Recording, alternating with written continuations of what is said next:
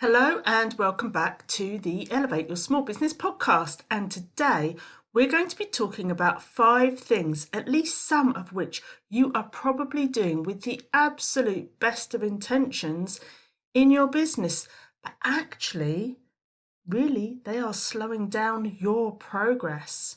So let's dive in. Hi, I'm Libby Knight, and I've helped hundreds of small business owners and entrepreneurs to break through their limiting beliefs and take their business to new heights. Together we design their business their way. We start with mindset and build on the strategy, using my years of experience in sales, marketing, product development and more. If you're ready to elevate yourself and your business, then keep listening. This is the Elevate Your Small Business podcast.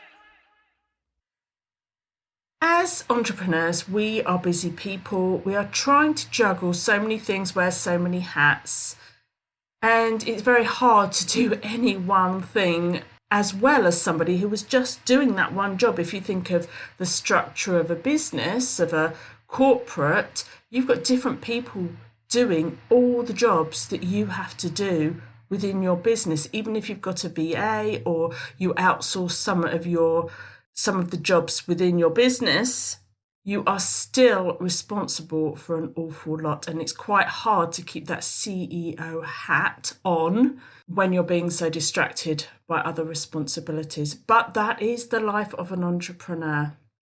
A lot of people don't actually know how to be that CEO in their business. So we will come on to that in a later episode. But the reality is that we are doing a lot of different tasks. We have a lot of different responsibilities, and there are a lot of things that we need to fulfill within our business, and it comes down to us. So this is why it's so important to use your time on those things that are actually going to progress your business and take you closer to those big goals and targets that you've set for yourself.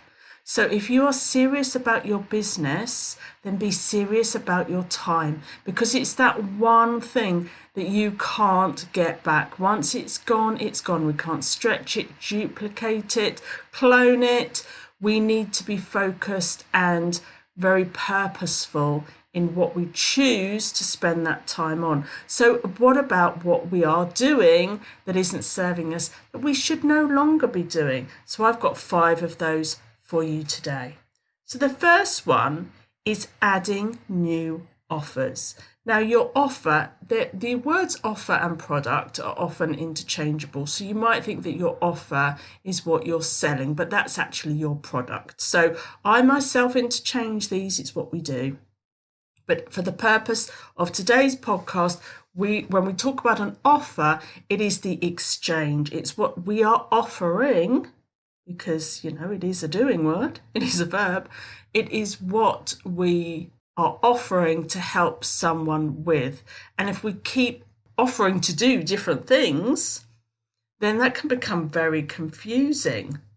And we keep offering new solutions to people when we haven't actually perfected how we deliver one offer. So if we think that an offer, that trade, that offer to help is not landing, then we flip to another one and flip to another one, and we rephrase it. And it becomes very confusing for people because they're not actually sure what you do and what offer you are making to them. What are you actually offering to help them with? It does become very muddy and very confused. So consistently adding new offers is actually causing you and your audience confusion. Perfect one offer at a time. Perfect that one offer so that what you learn and the effectiveness of your delivery, of all the parts of your business that create the sale, are so great and so good and so seamless and work so well that you can then take that learning and clone it for another offer. So stop jumping the gun and perfect one offer of help, one offer of a solution, and the way you deliver that, the way you sell it, the way you market it, the way you deliver it. Perfect that first before jumping to another offer and another offer and another offer, because then progress is going to be incredibly slow. So if you can perfect something, create a brilliant system around it and a flow and a delivery, then it's going to be so much easier when it does come to making that next offer. So that's number one, adding new offers before you've even perfected the delivery of one offer. So this leads nicely on to my second thing that people are doing that is actually slowing down their progress, and that is creating new marketing content instead of cementing that core message and your values. So what people want to know is your core message. They want to understand your values. We connect with people with similar values to us. Don't we buy from people who are on the same wavelength as us? So that's exactly what your clients and customers are going to do too. So instead of that, you keep thinking up new ideas for content. Instead of cementing that core message, come up with more and more new ideas for content marketing. And you follow the trends. So yes, something's working really, really well. It gets loads and loads of followers, but you're not an influencer. You are a business owner. So in order to attract future prospects, future leads, you want to be conveying a very specific, targeted message that is attracting your ideal clients, not an audience of people who are never ever going to buy. So instead of creating new content, keep repurposing your core content. Keep conveying that message. That offer, remember we just talked about the offer of help that we provide, whether that's through a product or a service. Keep reiterating that so that it lands with people, it's cemented, and you become the go-to solution for that person because they are so clear on your message. And they trust you because they understand that you have values in common. So that's number two. Stop creating new content and keep creating content that reiterates that effective, targeted, specific message that will allow people to understand your offer of help, how to work with you, the transformation, the results they're going to get. So this is what you need to be talking about on those platforms where you are marketing your business, not coming up with more and more diverse content that is just causing confusion. And again, this leads on nicely to the time you're spending on those social media platforms. So this is number three. Spending all your time on your social media platforms is taking you away from the platforms that people go to actually learn. So do you go, when you're thinking about learning a new skill, do you go to Instagram? Probably not. You're more likely to listen to someone's podcast, to go to a search engine like YouTube, read someone's blog.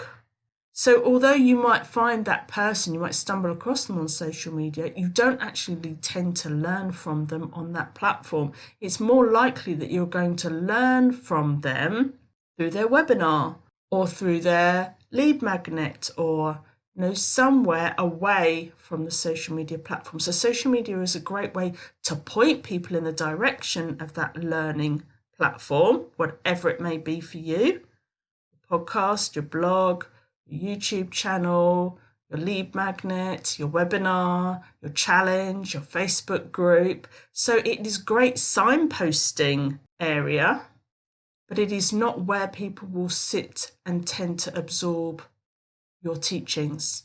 So use it wisely. Think about what each platform's purpose is and build it into your funnel, which is your customer journey. Where does it fit into that journey? It's not the end destination where they're going to learn, it is somewhere where you can flag something up to people. Use it as a signpost.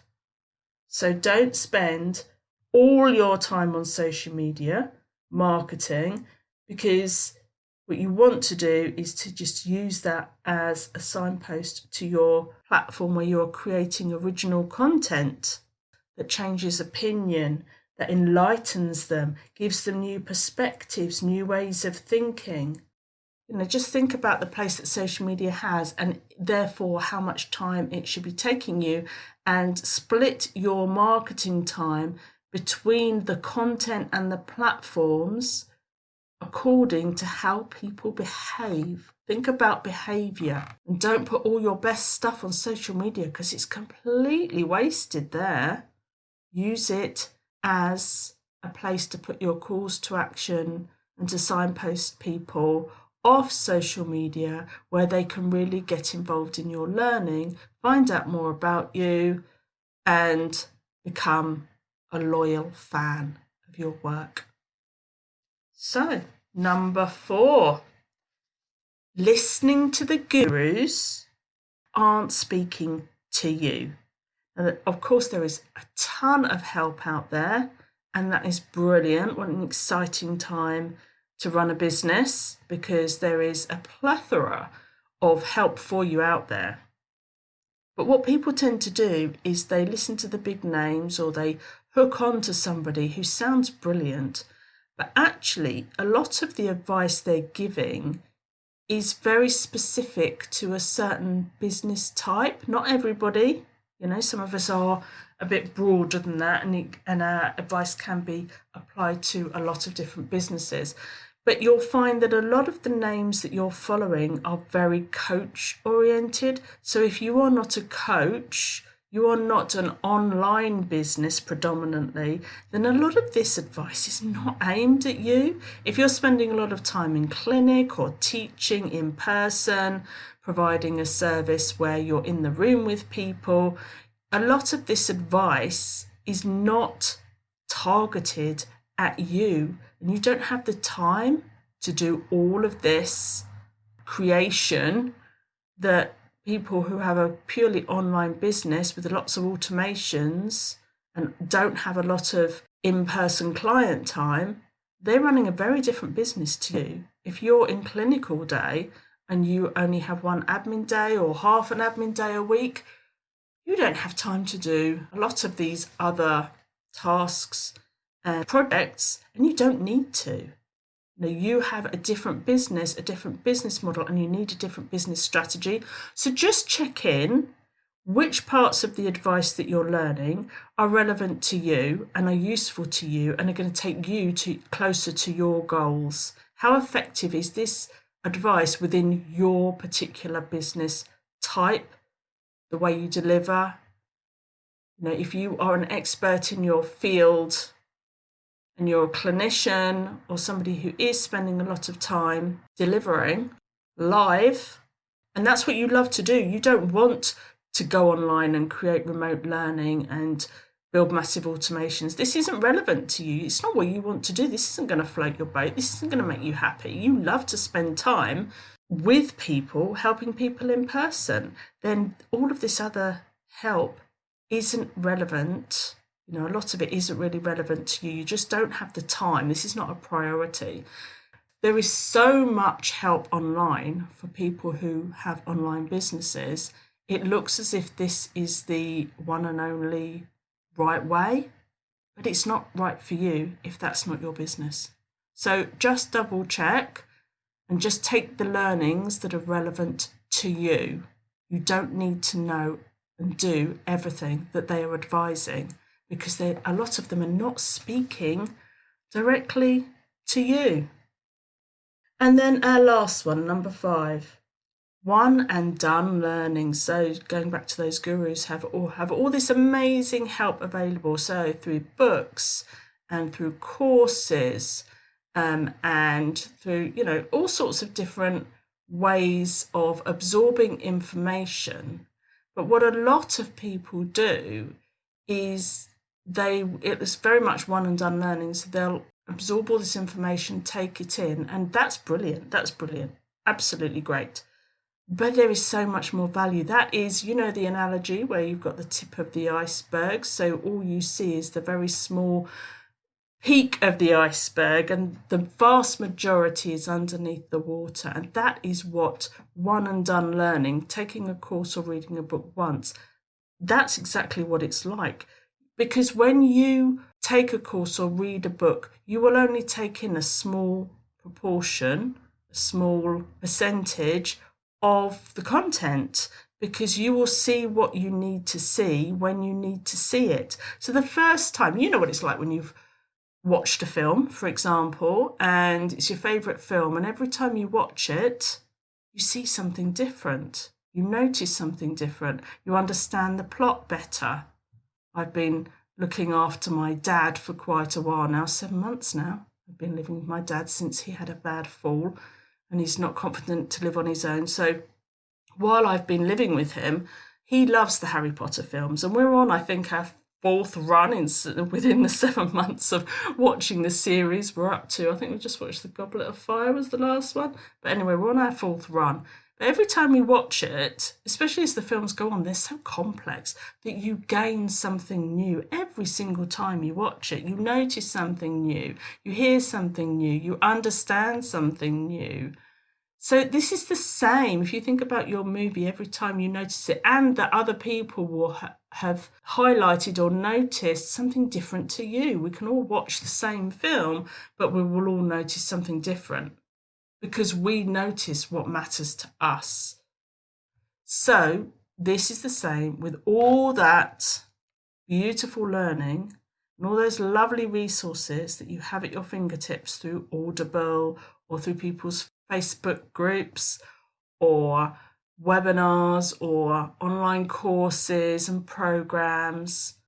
There is just so much content in each of these. You are never going to fully appreciate and absorb and learn on the first visit. So don't keep filling yourself up with more and more and more and more online learning, book learning, course learning, whatever it happens to be. Don't keep filling yourself up with it without the opportunity, and it's up to you to create that opportunity, because it's not the author or the creator's responsibility. You know, they're not responsible for your learning and how much you learn and what you take in. That's your responsibility. So every time that you find a course or a book or some kind of resource that is super useful to you, revisit it. Do the exercises. You know, the best ones will have resources. Even if it's an ebook, it will have some kind of resource that you can use to fill in, to think, to have those aha moments. And it's in that stepping out of your day-to-day tasks where those aha moments come, and they can be prompted by the questions or the resources that are provided by these teachers online or in the book or whatever it is that you're absorbing. So first, don't one and done. Rewatch, relearn, re-listen. Also take advantage of all those resources that are provided. Answer the questions that are being asked. Take time out, take your notes, and then come back to it at a later date. And I guarantee that you will take a deeper level of understanding from that content. You will learn to a deeper level. You will notice different things, because at that point, on your second visit, you will need to hear and see and learn different things than you did the previous time. So you will never get the most out of a resource on the first visit. You will never get the best value until you revisit it. And sometimes you'll want to do that periodically. You'll want to go back to it once a quarter, once a year, whatever it happens to be. And you will get deeper and deeper and more valuable lessons from it every single time you go through it. And of course, it's not just about taking notes, it's about implementing. So what sort of format of learning helps you to implement You've got to carve out the time. You've got to have the intention to learn. But there are always going to be some learning formats that make that easier. So is there a course that helps you to implement? Can you be in a group, a membership that has a strong value of implementation? So for example, in the Pop Business Boutique, when we have our twice monthly workshops, we are doing the work. We are learning the theory, but we are doing the work, practice, feedback. So what sort of environment helps you to implement, not only to learn and absorb, but to put it into action right there and then? Because you know that once you've finished a course, you'll think it's the best thing. It might be something you did in person. You'll think it's the best thing ever. You walk away, and how much of that do you actually put into practice? What is the real term benefit to the business? Is it just a small step, or is it a monumental shift in how you run your business and how you are as a business owner? So let's have a little recap. First of all, we talked about adding new offers. Let's perfect that one powerful solution that makes you light up and changes the life of your clients. Let's perfect that and get that super effective so that you are selling it effectively, regularly. It's bringing in income before we duplicate it with perhaps a new offer. Stop flipping and flopping between offers and creating new ones before you've perfected the first. Then we talked, number 2 was about creating new marketing.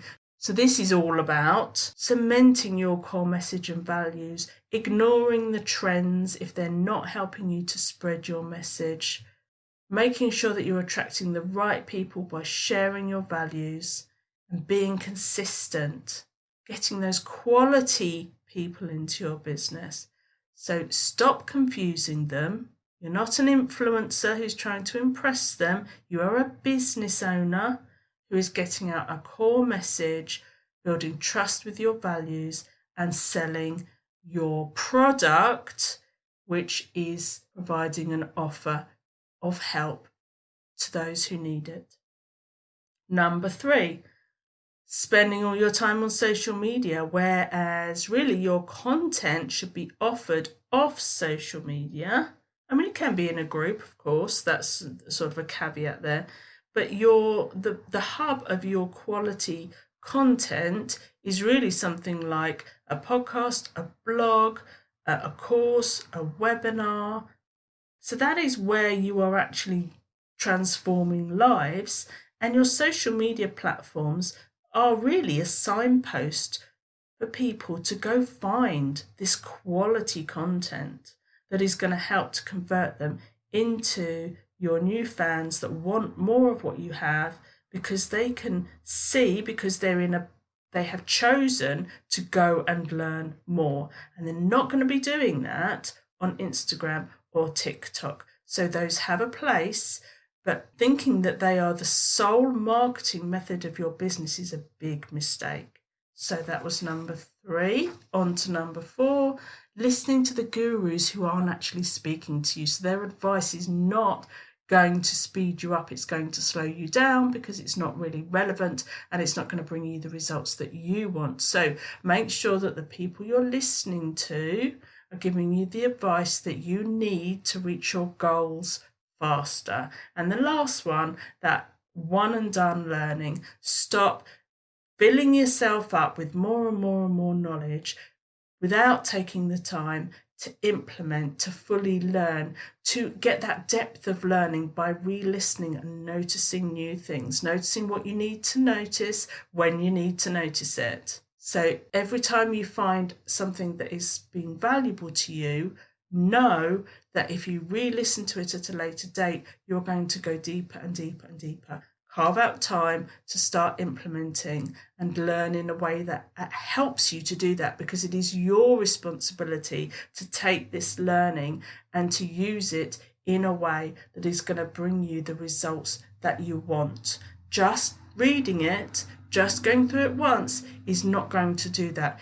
So I hope that has helped. We are just trying our best. We have a lot of plates to spin. We have a lot to do. But this is why it's so important to be very specific and very choosy about what you're doing with that precious time. Remember the Pareto principle, the 80-20 rule? So 80% of your progress is coming from just 20% of what you're doing. So 80% of what you're doing is not creating your results.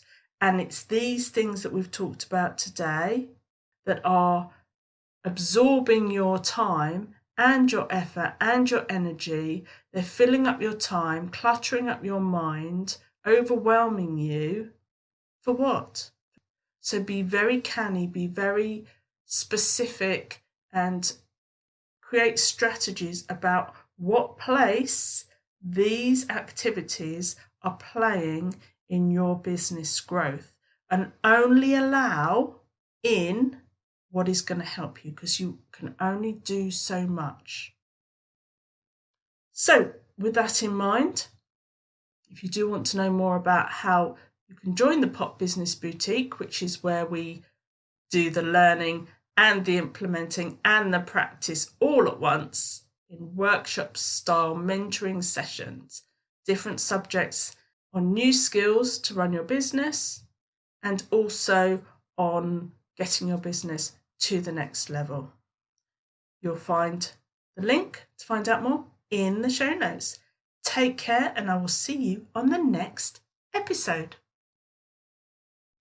Thanks for listening to this episode of the Elevate Your Small Business podcast. Feel free to share it if you know someone who needs to hear it today, and if you enjoyed it, I'd be so grateful if you could write a review so that more small business owners can benefit. You can find out more about me and what I do at libby-knight.com. The world needs more mission-led, independent businesses just like yours. Take care, and I'll see you in the next episode. If you're juggling the demands of a service-based business helping your clients and all the other demands of life, then you're probably feeling pretty short of time. So this is just for you. I have a brand new course that helps you to save a minimum of an hour every day. And what would you do with that extra hour? And how would that accumulate over a year? Would you make more money? Would you be more present with your family? Would you have more me time and prevent the burnout?